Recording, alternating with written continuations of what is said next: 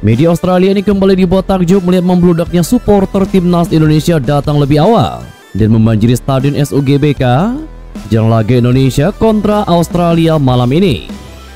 Preman lini belakang timnas Indonesia ini katakan hal yang menohok dan menjatuhkan mental lawannya jelang laga kontra Australia.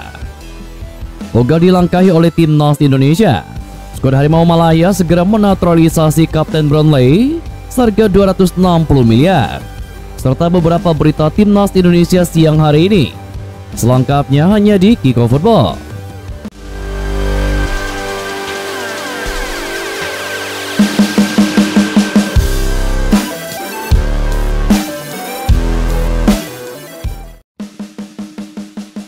Seolah tidak ingin dilangkahi oleh timnas Indonesia, skuad Harimau Malaya justru sedang berusaha melakukan perlawanan dengan akan menaturalisasi bintang pemain Liga Inggris seharga 260 miliar. Baru-baru ini fans sepak bola negeri jiran dikejutkan dengan pengakuan pemain kasta kedua Liga Inggris, Kapten Brownlee, yakni Joshua Brownhill. Pemain berusia 28 tahun itu tiba-tiba bicara soal latar belakang keluarganya dan mengaku masih memiliki garis keturunan asal Malaysia.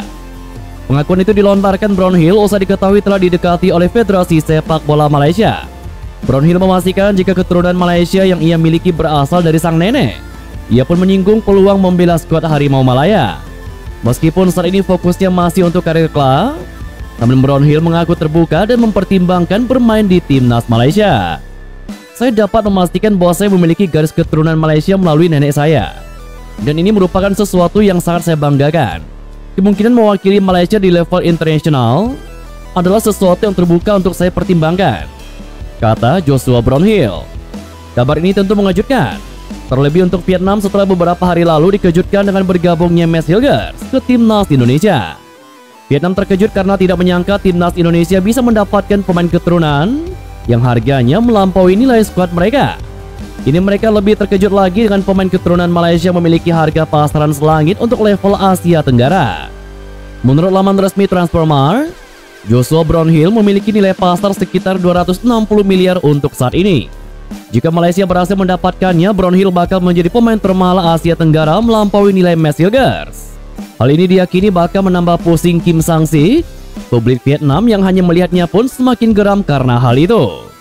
Vietnam tentu akan semakin iri dengan kekuatan lawan-lawannya di Asia Tenggara yang memanfaatkan para pemain keturunan.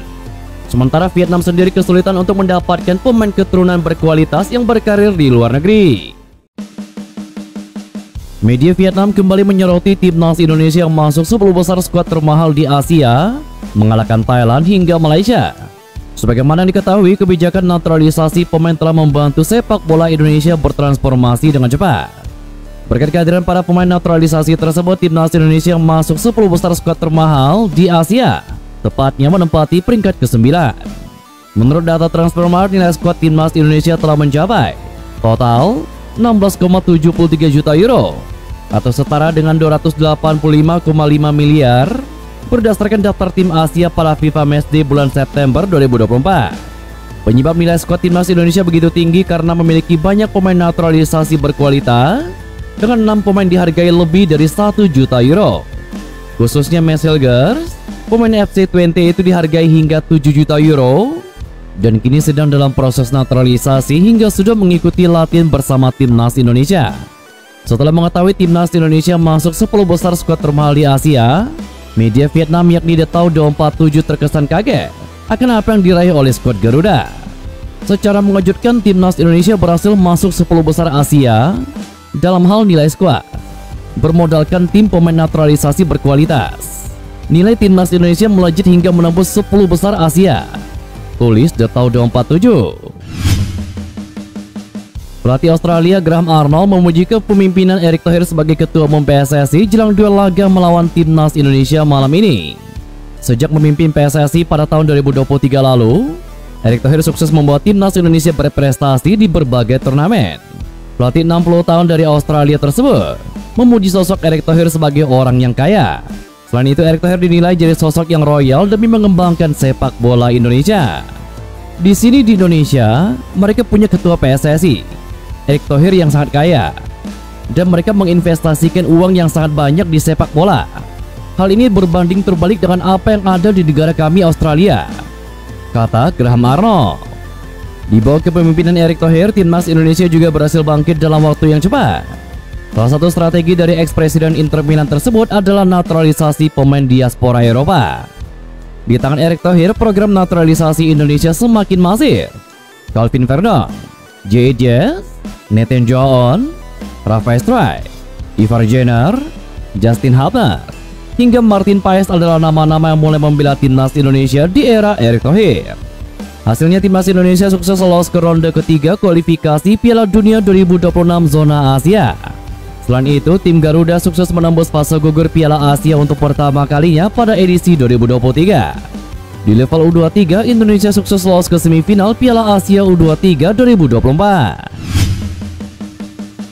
Sebanyak 2 media Eropa memberikan prediksi laga timnas Indonesia kontra Australia pada matchday kedua grup C, putaran ketiga kualifikasi Piala Dunia 2026 zona Asia.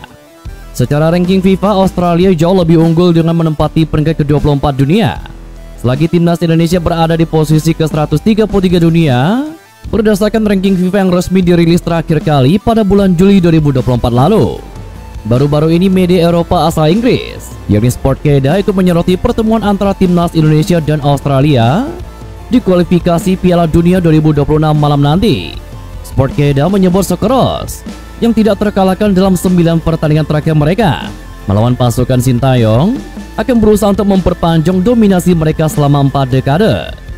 Media kenamaan Inggris itu memprediksi bahwa Australia akan mengembalikan harga dirinya setelah dikalahkan oleh Bahrain saat melawan timnas Indonesia.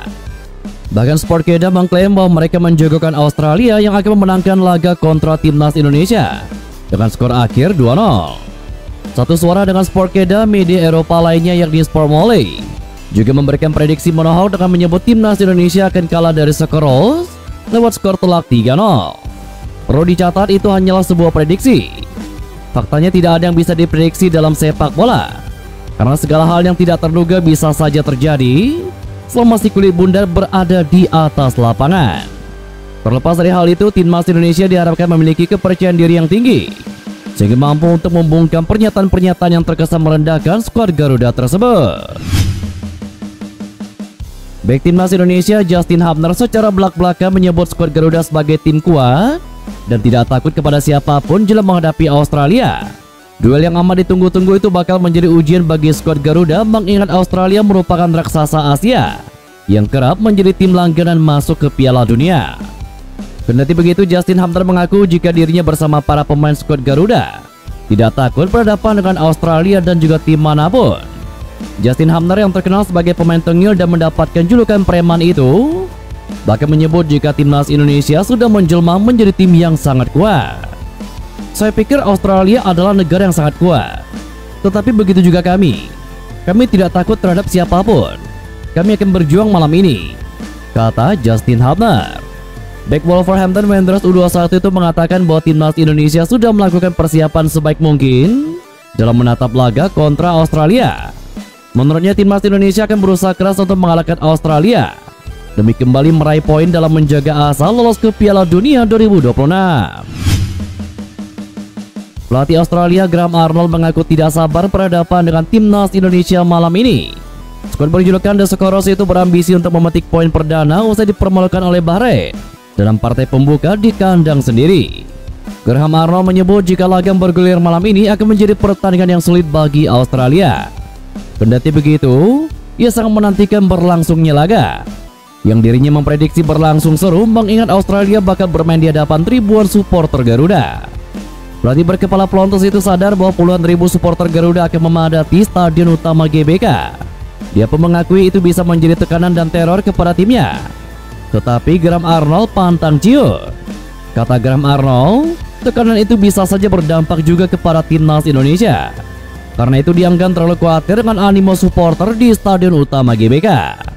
Sebagai informasi, penjualan tiket untuk laga timnas Indonesia kontra Australia di SUGBK sudah ludes terjual. Ini artinya stadion GBK akan penuh sesak dengan hadirnya sekitar 78.000 penonton yang siap mengawal timnas Indonesia dalam laga tersebut. 78.000 supporter kini sudah bersiap menuju ke stadion GBK untuk memberikan dukungannya kepada skuad timnas Indonesia.